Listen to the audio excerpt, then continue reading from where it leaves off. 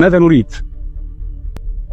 نريد تحرير العواصم الإسلامية المركزية، ونحن نعدها 5 أو 6 عواصم، ربما يختلف البعض حولها أو يتفق، لكن المتفق عليه أن القاهرة هي واحدة من أهم هذه العواصم، وهي ما ندبنا أنفسنا له.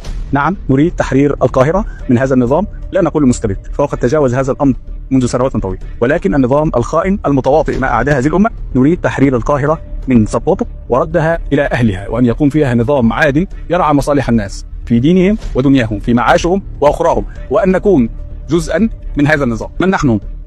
نحن سلة من أبناء التيار الإسلامي في مصر، انتدبنا أنفسنا لهذا العمل، ورأينا أن رصيد ال10 سنوات الماضية قد تمخض عنه جيلا جديدا بأفكار جديدة، بمنطلقات ومبادئ، بمراجعات فكرية عميقة تصلح أن تنتظم في كتاب بل في كتب كما هو الكتاب الذي بين أيديكم، وأن يتم البناء والتأسيس عليها. هل هناك أمل بعد كل هذا الكلام الجميل؟